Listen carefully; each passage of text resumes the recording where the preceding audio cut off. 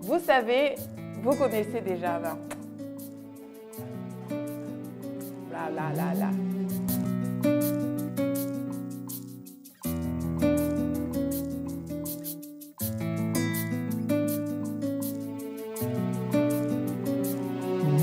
Bonjour à tous, bienvenue sur Andy Dis-moi tout. Ça fait énormément plaisir de vous avoir pour cette nouvelle capsule. C'est toujours un plaisir d'être en tête-à-tête avec vous. Et qui parle de tête-à-tête le plus souvent? Parle de quoi? Parle d'amour. Et c'est quoi le sujet préféré d'Andrea? C'est parler d'amour. Je suis une très grande amoureuse dans l'âme. Bon, cette fois-ci, nous allons parler des relations, mais du mauvais côté de ceci, de celle-ci. Une relation, oui, nous parlons des relations toxiques. Je vous dirai comment les reconnaître et comment faire pour en sortir. S'il vous plaît, vous aimez la vidéo, n'oubliez pas de nous donner un j'aime et aussi de souscrire, appuyez sur la cloche, comme ça vous êtes notifié une fois qu'une vidéo est en ligne. D'accord.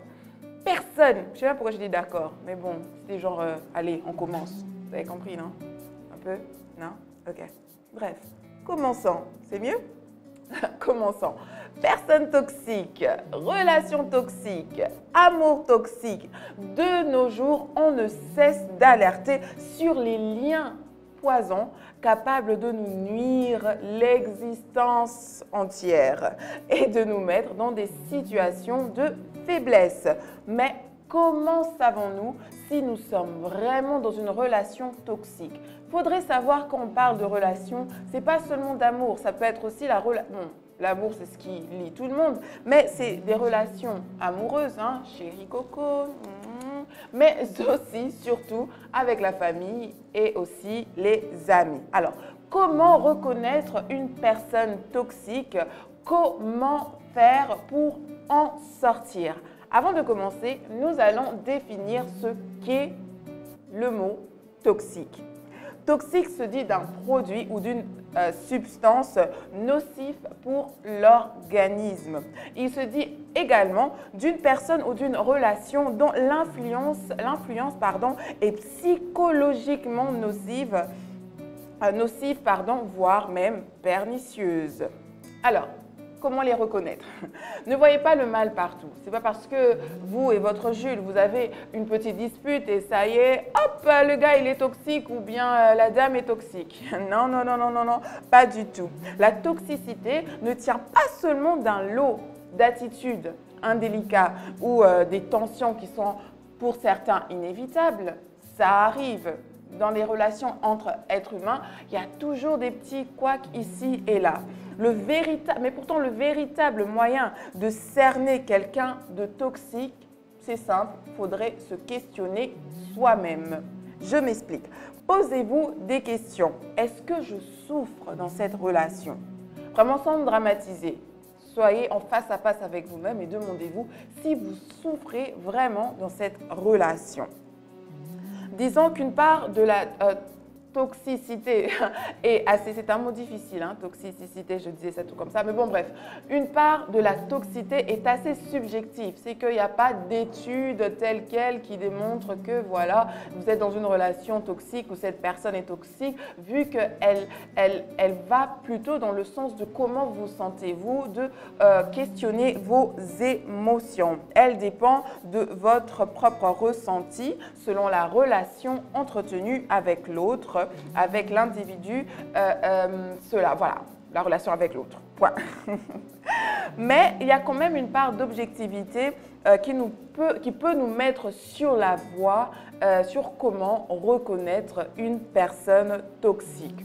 Globalement, mais vraiment de manière globale, un homme ou une femme toxique saura nous dévaloriser et nous ralentir dans nos projets. Lorsque vous avez cette personne qui, sans cesse, vous ramène vers le bas, soyez-en sûrs, elle est toxique pour vous. Si vous avez des projets de vie, vous voulez réaliser des choses, mais cette personne minimise cela ou vous empêche de les réaliser, cette personne-là, je sens que cette personne est toxique. C'est aussi le genre de personnes qui ont tendance à beaucoup se plaindre pour avoir toute l'attention sur eux, tandis que cette même personne sait disparaître et vous abandonner pour vous faire culpabiliser.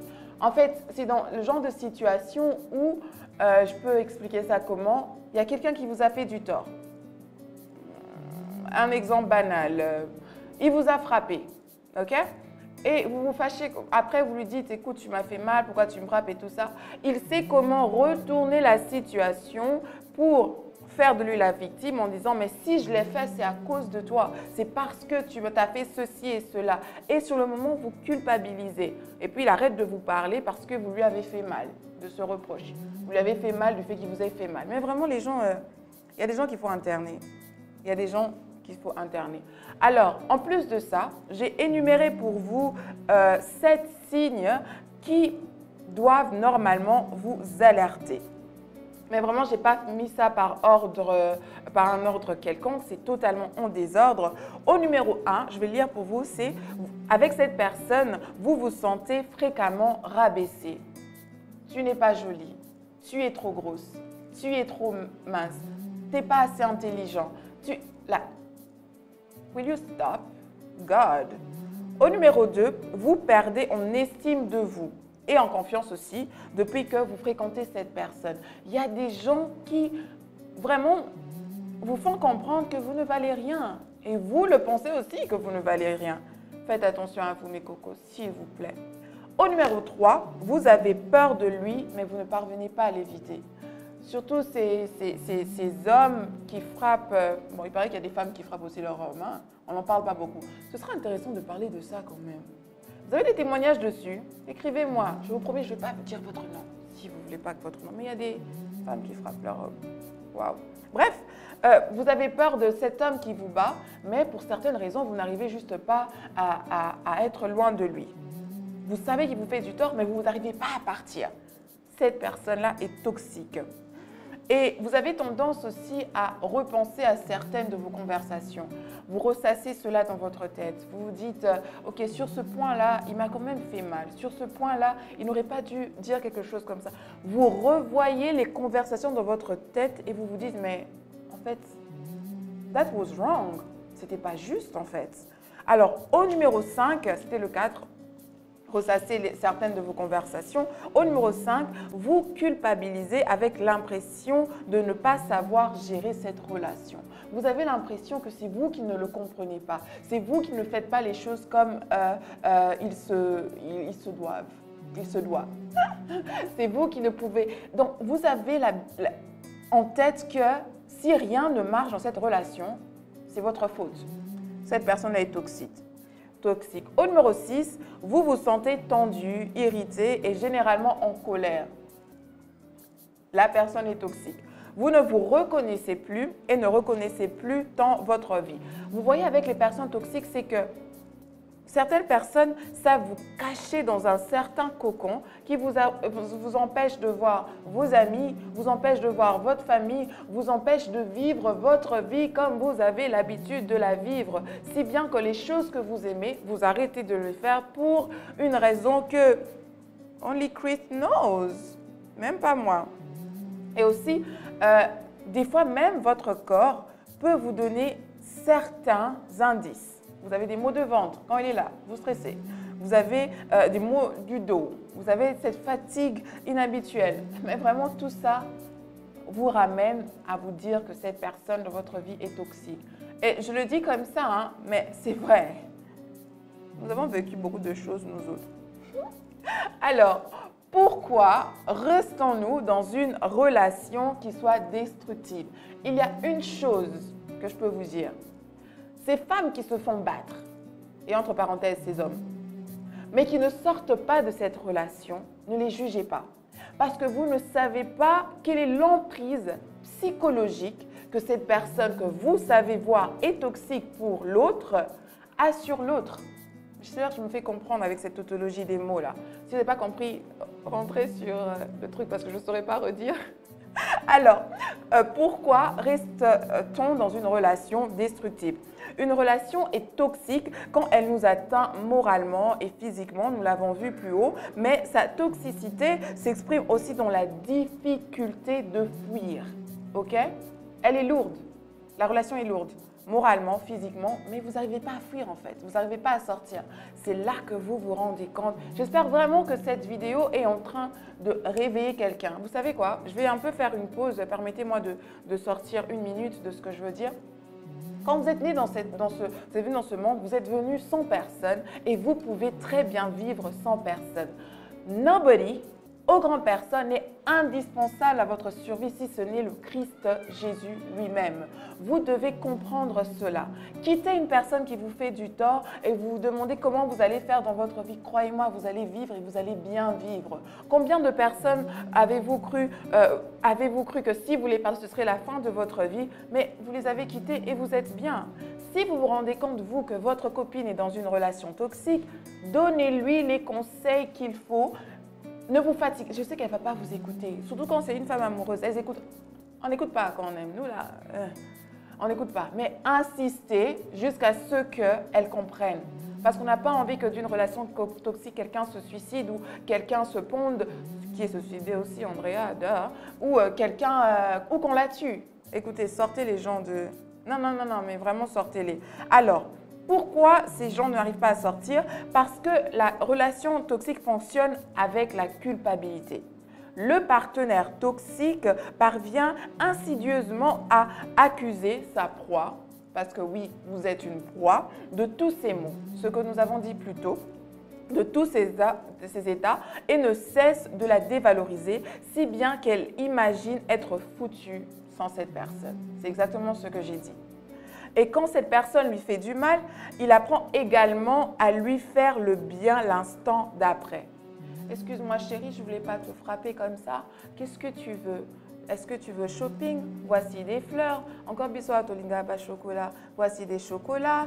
Bon, j'évite les chocolats, mais bon, fleurs, chocolat. Vous voyez? Donc, ils vous font du mal. C'est comme si ils vous font du mal, mais savent cicatriser ça avec des cadeaux.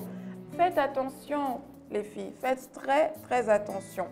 Et à force, dans ce cas, nous entrons dans un schéma assez malsain qui nous positionne telle une victime en situation de dépendance et nous nous remettons sans arrêt en question en pensant que nous sommes, nous, le problème et que donc notre conjoint qui est toxique est la solution. Est-ce que c'est pas stupide ça? Wake up, réveille-toi. Or, le problème, c'est bien l'autre personne, c'est bien lui. Ce schéma désigne des...